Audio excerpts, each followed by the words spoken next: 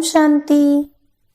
22 अक्टूबर 1970 के अव्यक्त बाप दादा के हम बच्चों प्रति अनमोल महावाक्य। मुरली का सार, फुल की निशानी, फ्लोलेस। बाबा ने कहा, मास्टर जानी जाननहार बने हो, मास्टर नॉलेजफुल बने हो। मास्टर नॉलेजफुल बनने से सर्व नॉलेज को जान गए हो। मास्टर नॉलेजफुल, मास्टर जानी जाननहार बन गए हो वा बन रहे हो, अभी तक बन रहे हो। नॉलेजफुल बन गए हो वा नॉलेजफुल बन रहे हो। नॉलेजफुल बन रहे हो वा ब्लिसफुल बन रहे हो। बन रहे हो वा बन गए हो। बच्चों ने कहा बन रहे हैं, तो बाबा ने कहा जहाँ तक अंतिम स्टेज साकार रूप में देखी, वहाँ तक नॉलेजफुल जानी जाननहार बने हो। साकार बाप के समान बनने में अंतर रहा हुआ है, इसलिए फुल नहीं कहते हो। कहाँ तक फुल बनना है उसका एग्जाम्पल स्पष्ट है ना। ज्यादा मास्टर रचयिता के नशे में रहते हो व रचना के किस नशे में ज्यादा समय रहते हो। आज ये प्रश्न क्यों पूछा? आज सर्व रत्नों को देख और परख रहे थे कि कहाँ तक फ्लोलेस हैं, अर्थात फुल हैं। अगर फुल नहीं तो फेल। तो आज फुल और फेल की रेखा देख रहे थे, तब प्रश्न पूछा कि फुल बने हो। जैसे बाप की महिमा है, सभी बातों में फुल है ना, तो बच्चों को भी मास्टर नॉलेजफुल तो बनना ही है। सिर्फ नॉलेज में नहीं, लेकिन मास्टर नॉलेजफुल। इसलिए प्रश्न भी पूछा कि मास्टर नॉलेजफुल बने हो। मास्टर तो हो ना, मास्टर नॉलेजफुल में भी ना हो सकती है क्या? अगर आपके दो हिसाब हैं, तो बाप दादा के भी दो राज हैं। आज एक एक में तीन बातें विशेष रूप से देख रहे थे। आज अमृत वेले की दिनचर्या सुना रहे हैं कि क्या देख रहे थे। आज बाप दादा ने एक एक रत्न में तीन बातें देखी, वह कौन सी? यह भी एक ड्रिल कराते हैं। आज तीन बातें यह देख रहे थे, एक तो हर एक की लाइट, दूसरा माइट और तीसरा राइट। राइट शब्द के दो अर्थ हैं। एक तो राइट यथार्थ को कहा जाता है, दूसरा राइट अधिकार को कहा जाता है। राइट अधिकारी भी कितने बने हैं और साथ साथ यथार्थ रूप में कहाँ तक हैं? तो लाइट, माइट और राइट, यह तीन बातें देख रहे थे। रिजल्ट क्या निकली वह भी बताते हैं। अभी सर्विस बहुत की है ना, तो वह रिजल्ट देख रहे थे। अभी तक सिर्फ आवाज फैलाने तक रिजल्ट है। आवाज फैलाने में पास हो, लेकिन आत्माओं को बाप के समीप लाने का आह्वान अभी करना है। आवाज फैला है, लेकिन आत्माओं का आह्वान करना है। आह्वान करना और बाप के समीप लाना, यह पुरुषार्थ अभी रहा हुआ है, क्योंकि स्वयं भी आवाज से परे रहने के इच्छुक हैं, अभ्यासी नहीं है। इसलिए आवाज से आवाज फैल रहा है। लेकिन जितना स्वयं आवाज से परे होकर संपूर्णता का आह्वान अपने में करेंगे, उतना आत्माओं का आह्वान कर सकेंगे। अभी भल आह्वान करते भी हो, लेकिन रिजल्ट आवागमन में है। आवागमन में आते भी हैं, जाते भी हैं, लेकिन आह्वान के बाद आहुति बन जाए, वह काम अभी करना है। नॉलेज के तरफ आकर्षित होते हैं, लेकिन नॉलेजफुल के ऊपर आकर्षित करना है। अभी तक मास्टर रचयिता कहाँ रचना के आकर्षण में आकर्षित हो जाते हैं। इसलिए जो जितना और जैसा स्वयं है, उतना और वैसा ही सबूत दे रहे हैं। अभी तक शक्ति रूप शूरवीरता का स्वरूप नैनों और चैनों में नहीं है।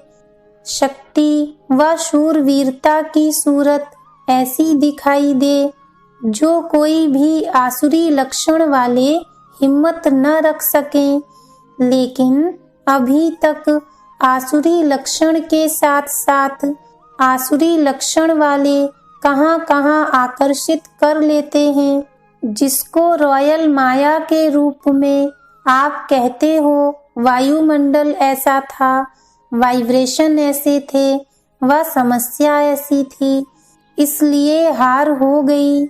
कारण देना गोया अपने को कारागार में दाखिल करना है। अब समय बीत चुका, अब कारण नहीं सुनेंगे।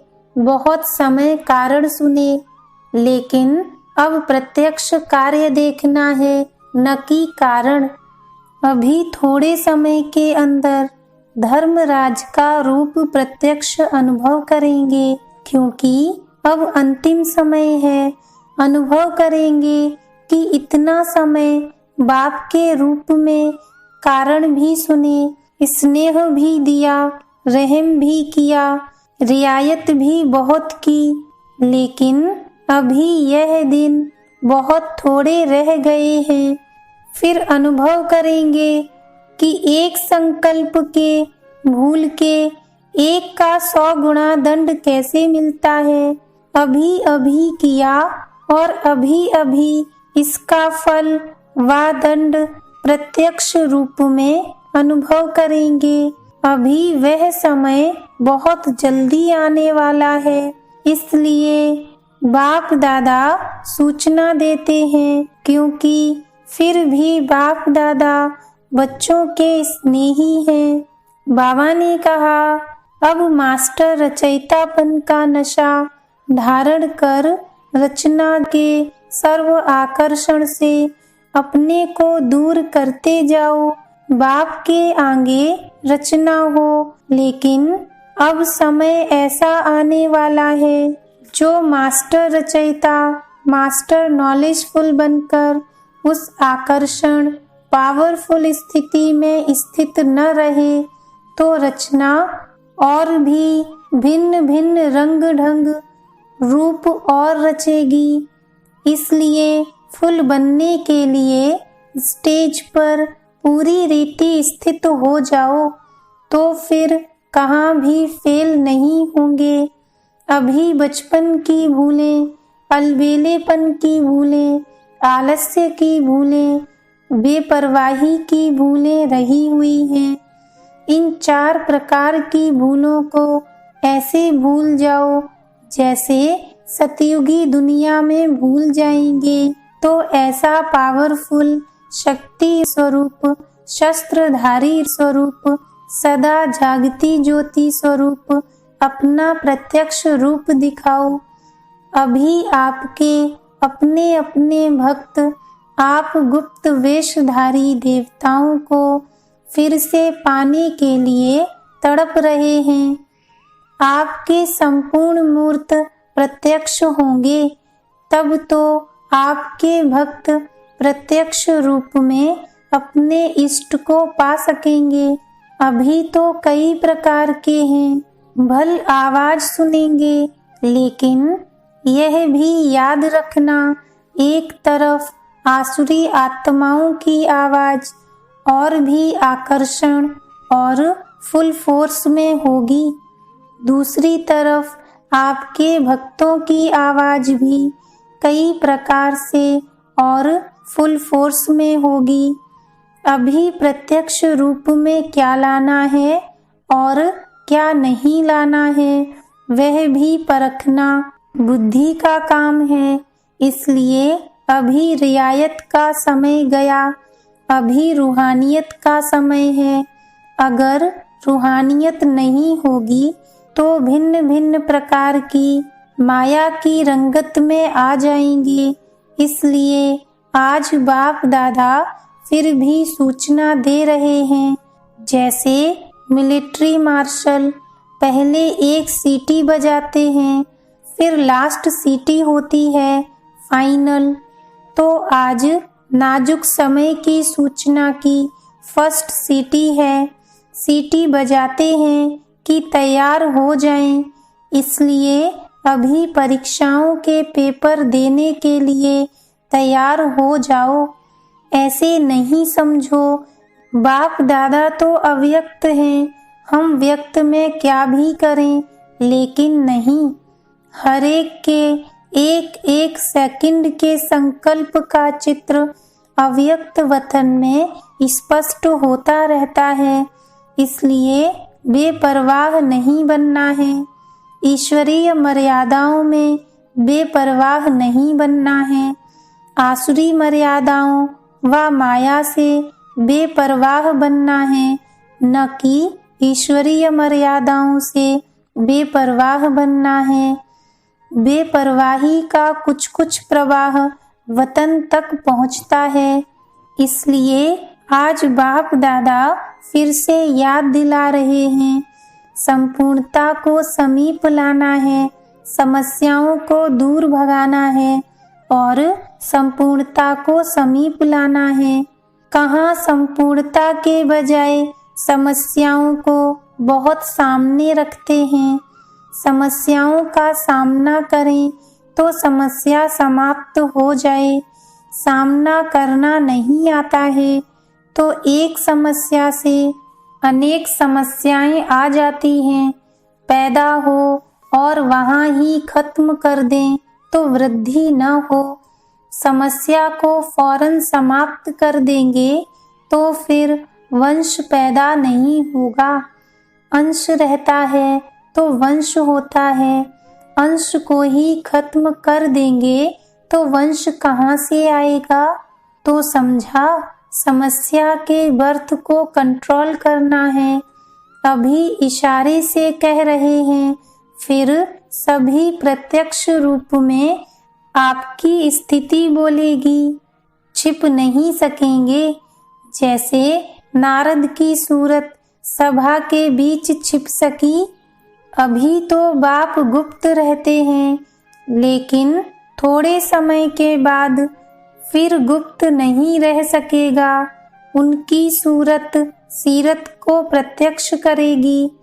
जैसे साइंस में आजकल इन्वेंशन करते जाते हैं, कोई भी गुप्त चीज स्वतः ही प्रत्यक्ष हो जाए, ऐसे ही साइलेंस की शक्ति का भी स्वतः ही प्रत्यक्ष रूप हो जाएगा।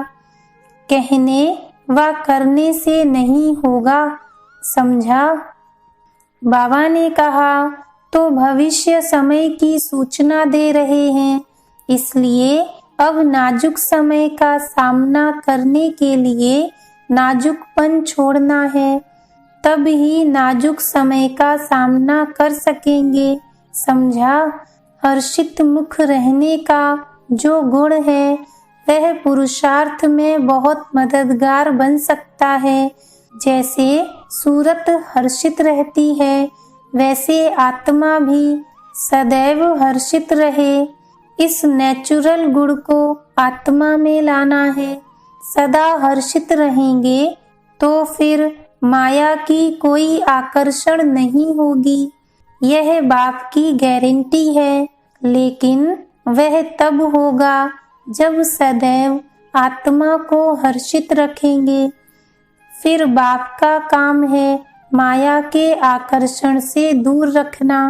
यह गारंटी बाप आपसे विशेष कर रहे हैं, सभी से नहीं करते हैं, क्योंकि जो आदि रत्न होते हैं उन्हों से आदि देव का विशेष स्नेह होता है, तो आदि को अनादि बनाओ। जब अनादि बन जाएंगे तो फिर माया की आकर्षण नहीं होगी, समस्याएं सामने नहीं आएंगी। जब बाप का स्नेह स्मृति में रहेगा तो सर्वशक्तिमान के स्नेह के आगे समस्या क्या है? कहाँ वह स्नेह और कहाँ समस्या? वह राई, वह पहाड़, इतना फर्क है। तो अनादि रत्न बनने के लिए सर्वशक्तिमान की शक्ति और स्नेह को सदैव साथ रखना है। अपने को अकेला कभी भी नहीं समझो। साथी के बिना जीवन का एक सेकंड भी न हो। जो स्नेही साथी होते हैं वह अलग नहीं होते हैं। साथी को साथ न रखने से, अकेला होने से माया जीत लेती है। अच्छा, ओम शांति।